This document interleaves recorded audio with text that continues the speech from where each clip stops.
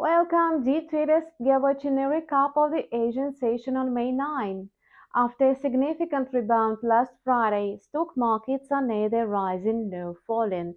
Risk appetite remains subsided. After like a mystical Asian session, European stock indexes also declined yesterday. Let's discuss the main highlights of the Asian trade. Wall Street closed mixed yesterday ahead of inflation data. Australian and New Zealand stock markets dropped in the morning. Japanese equities, on the contrary, climbed and recouped the early losses. Hopes for post-any monetary tightening waned after the release of a strong non-farm payrolls report. A tight labor market is a solid reason for the Fed to maintain a hawkish stance. However, the regulator also tracks inflation figures. Fresh inflation data is on tap on a Wednesday and Thursday, although technical indicators signal a drop in consumer prices. Investors are waiting for actual indicators. Besides, the risk of default is rather acute now. President Joe Biden is going to meet with the top Republican leaders in Congress to discuss the debt ceiling. Negotiations will definitely not be easy, as some of the parties will have to make concessions. U.S. Treasury Secretary Janet Yellen reached out to U.S. banking, business, and financial leaders to explain the catastrophic impact on the economy. Asian markets also reacted sharply to news from China. This country is the largest trading partner of Australia, New Zealand, and Japan. In the morning, China reported a trade surplus of $90.21 billion for April. The figure significantly surpassed expectations. And the trade surplus rose only in dollars but decreased in yuan. Exports and imports fell. Both indicators sank in the US dollars and in the yuan. As a reminder, China's foreign exchange reserves climbed to $3.205 trillion as of the end of April 2023. It was biggest amount since February 2022. The US dollar managed to advance to a new high of 101.50 in the Asian session. In the morning, the greenback was moving in the upward range of 101.30 and 101.60. Its rise was driven by the Fed's report on the banking sector, and the regulator could tighten lending standards to ensure financial stability.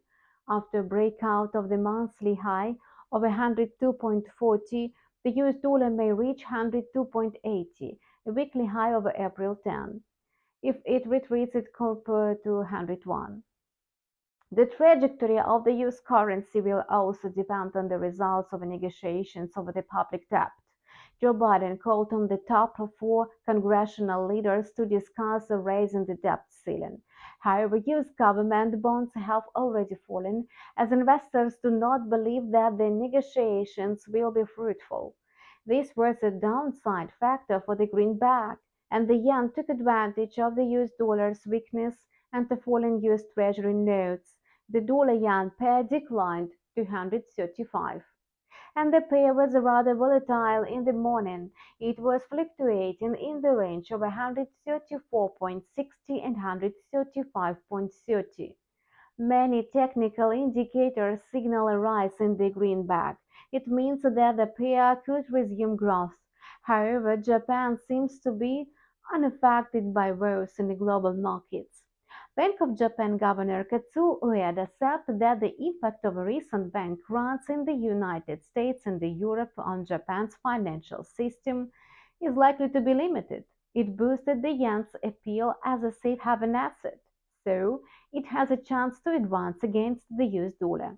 The Australian dollar faced bearish pressure due to the risk of sentiment, talks over the debt ceiling, weak imports in China, and the falling oil prices.